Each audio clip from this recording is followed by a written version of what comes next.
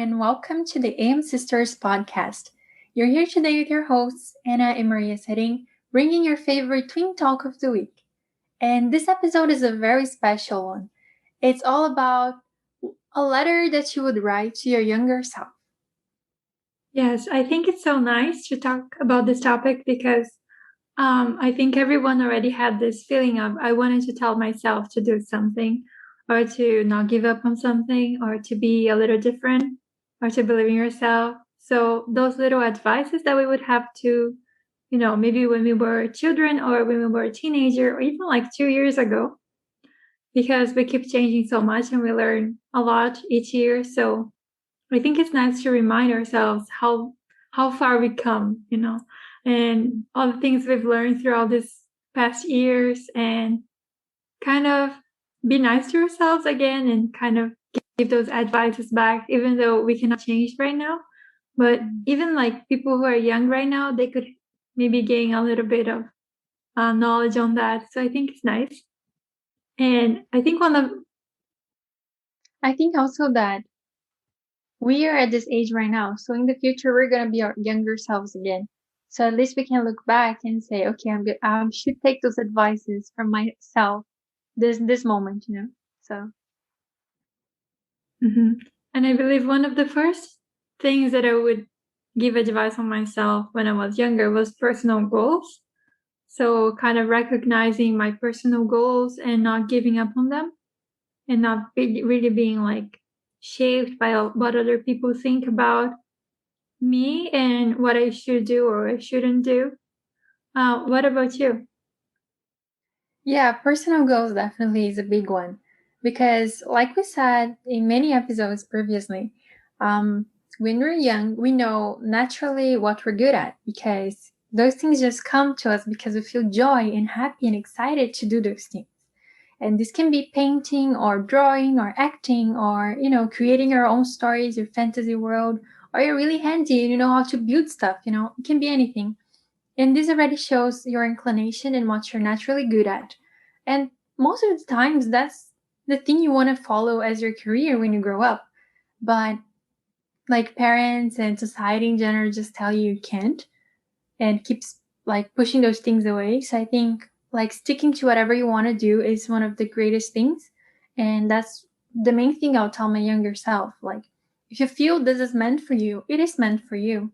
You live in this world and you have the possibilities are endless and you can do whatever you want. So go for it. Go for it. No fear. What about you?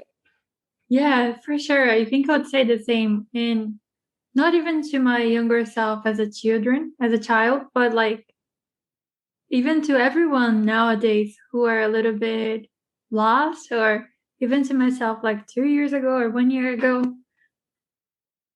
Try to think about the things you used to like when you were a child. And then I'm sure you're going to be more aware of what you like to do.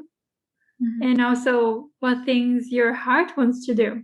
It's not really about only, what profession is going to make more money, because at the end of the day, you don't want to leave for vacations, right? You want to live your everyday life as you really enjoy living and really enjoy doing what you do. So yeah, for sure.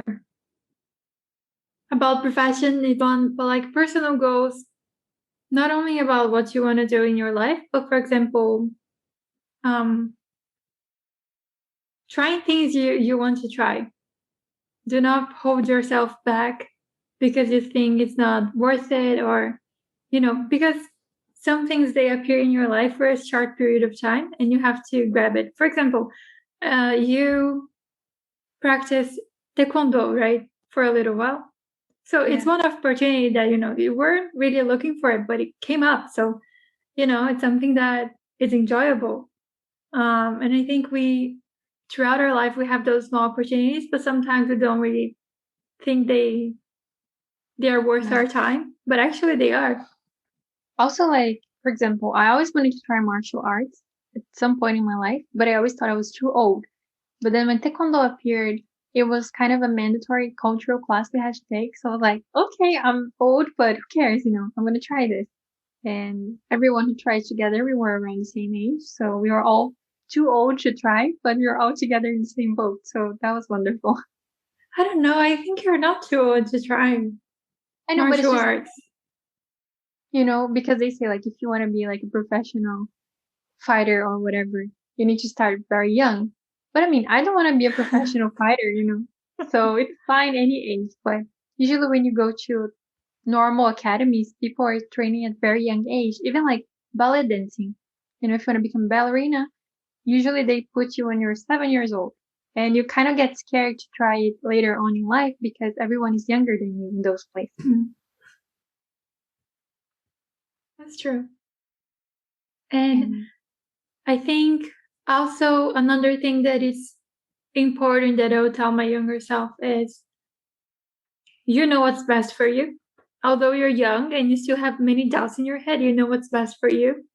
So, for example, in terms of lifestyle, if you decide you want to follow a certain lifestyle and it's good for the planet, it's good for people around you, why not? You should do that. It's your calling to do that. It's not because you're different from people around you that you should restrain yourself from trying.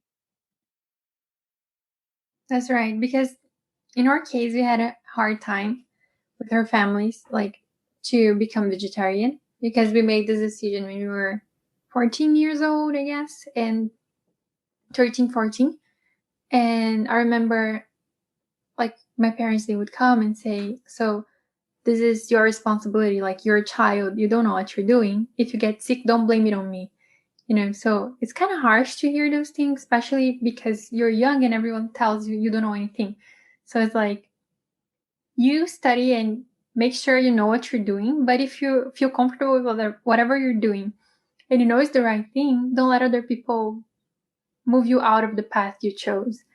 And this is really important. So even any different lifestyle, actually, if you want to live a more environmentally friendly and your family produces a lot of trash and you're like the crazy person that goes around telling everyone, oh, you should recycle, you should do this, you become kind of annoying. But I mean, if you can't do this lifestyle for yourself because you're young to live alone, you kind of want to change people around you. Because if your bigger goal is like to make a bigger change in the planet, you want to start with people who are around you. So family is always the first target. For sure. So don't restrain yourself from being the green police. Yeah. Go for it. Go for it. Totally support. Yeah. And, I think I would also say to my younger self that people are not going to be nice to you in terms of, you trying to change their lifestyle as well.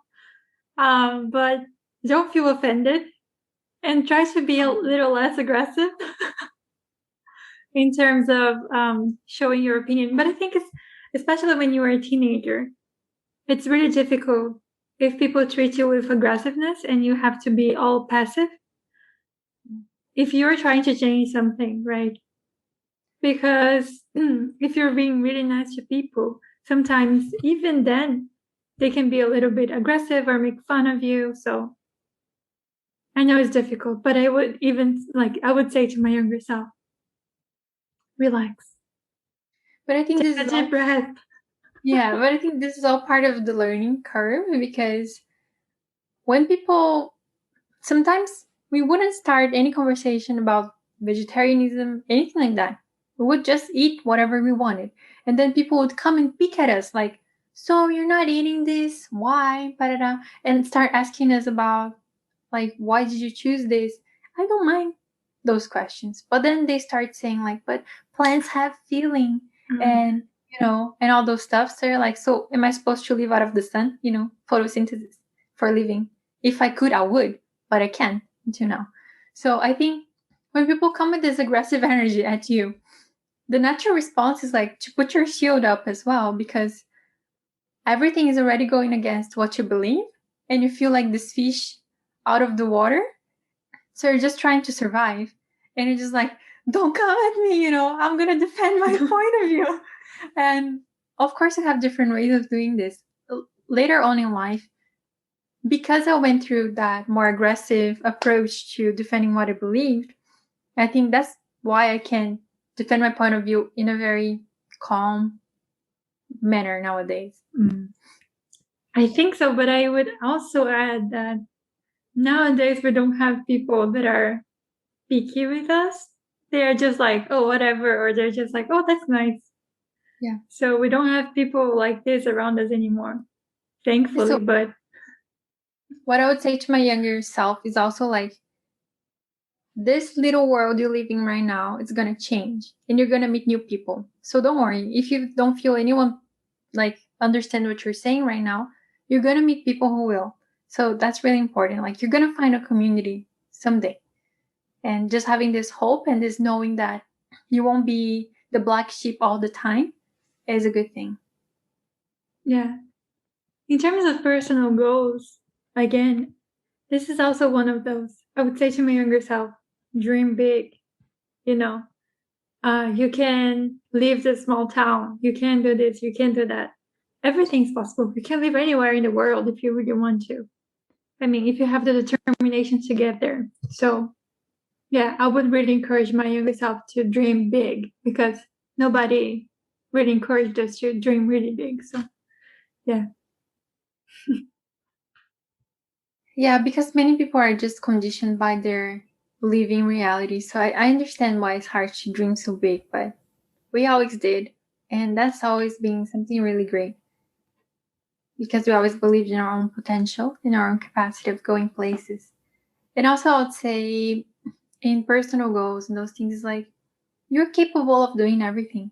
So trust in yourself, like in how you can rely on yourself, because sometimes when you have family around and people to do things for you, you think that you won't be able to do it on all by yourself. But believe in yourself because you can. You can live alone. You can like find things and do whatever you need. So I think we can move on to maybe friendships. What would you say to your younger self about that? That's a difficult one for me, but maybe I would say it's okay not to have many friends. And it's okay to be by yourself for a while. You don't need constant reminder of people around you that you're accepted and kind of building this resilience of being okay with yourself and not needing this, many people around you all the time is good. So although depending on the phase of your life, like high school and all, it's difficult not to have many friends because you kind of feel excluded. But I would say it's okay. And even if you don't find people who you really vibe with right now, someday you will. And, even if people don't think you're nice or cool or anything like this, it doesn't matter. I mean, if you're authentic to yourself and you keep doing the things that makes you who you are, it's good enough. You don't have to try. I mean, I've never really tried to be anything, but I think many kids they have this insecurity of trying to fit in everywhere. And if you're the weirdo in the group, you feel kind of bad, but it's okay. Maybe that's what I would say. Yeah, I agree. Like, not trying to fit in is important because, like, if you meet people that you don't vibe with, just let it go. You don't need to change yourself to be part of the cool kids or whatever it is. If you're not in agreement with that, why would you even want to be in that space with those kind of people, right? Also, understand that friendships come and go. You don't need to strain yourself to keep a relationship, a friendship alive. So if you grew out of that friendship and maybe the person did as well, it's okay to let it go. And other people will come into your life. It's all about cycles, I think. So yeah, understanding the time for everything to happen is important. And I think also not only like learning to let people go, but also being mature enough to know that you can still be friends even though you're not close. Even though you don't speak to each other all the time, you can still be friends. I mean, you know each other. It's not because you didn't give attention to them for a period of time that they have to say, "Oh, they're not my friend anymore." Right? But I think that's really. Hmm? Some people are like that though. Yeah, I know. But I think I don't really agree with that. And that's one advice that I would say to my younger self. If you don't feel like talking to someone all the time, it's okay. And if they don't, they should know that you're their friend still. I mean, it's part of my personality, so. Also, one thing that I struggled a lot growing up is that I always wanted to know, who am I?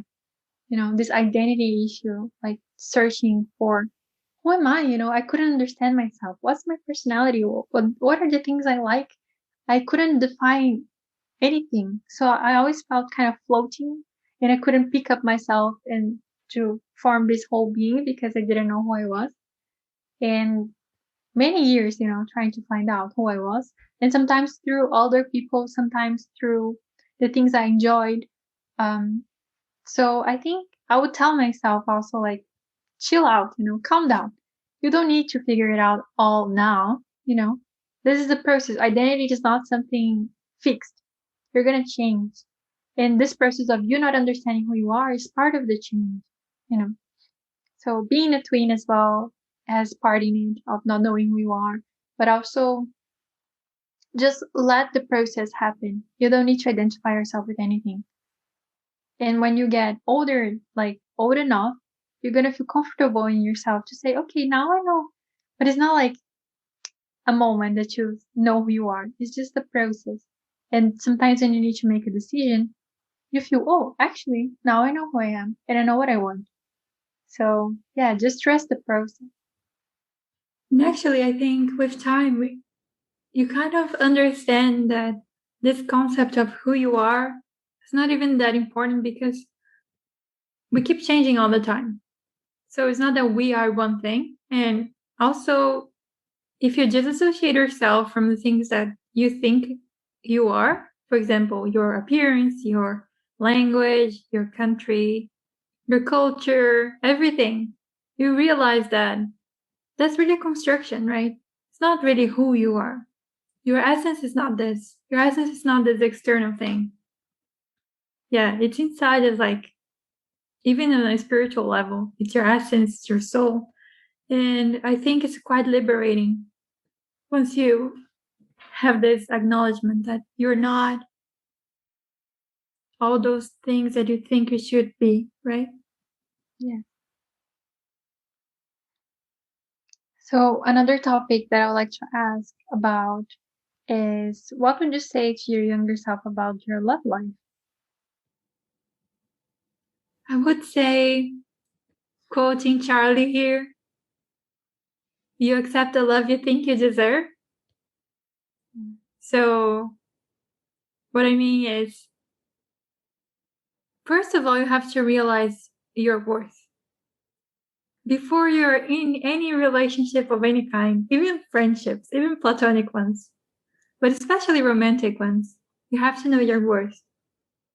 So once you know your worth, and it's not something that simple, then you can say, this person is good for me, this person is not good for me, this person is treating me right, this person is not treating me right.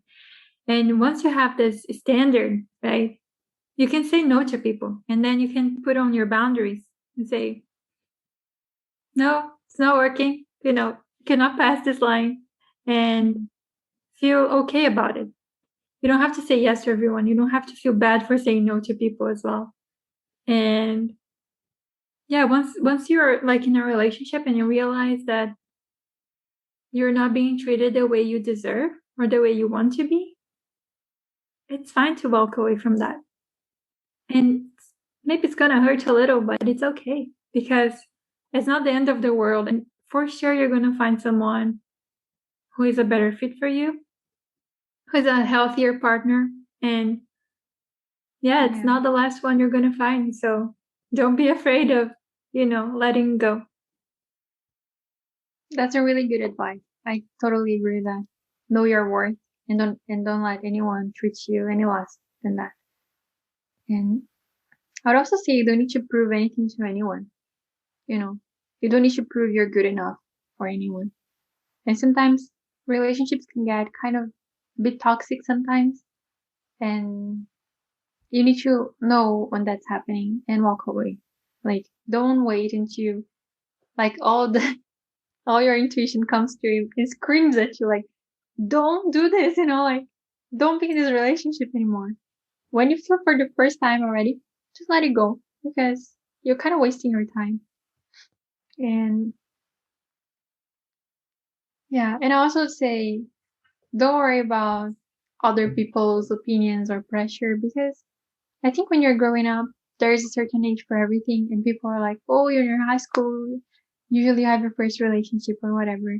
But just do things on your own pace, when you feel that is right, when you meet the right person, and don't feel pressure to get in a relationship or anything like that if you don't want to, just because other people expect you to. And even if you want to be in a relationship, don't be with anyone. I think it's better to wait to find the right person than to just try to have like any relationship, right? Yeah. If you But don't feel yeah, the connection. Yeah. I don't have that many advices to my younger self about relationships or love life, actually. Maybe that's the only one, the most important for me. Yeah. Me too. I think I don't have a lot of advices. I was a wise person, maybe. My standards were high. But yeah, loving yourself, knowing your worth, still very valid into nowadays. And I think we can also go on to something very important that is mental health and self-care. Yeah, I think self-care is something that I've only learned through time.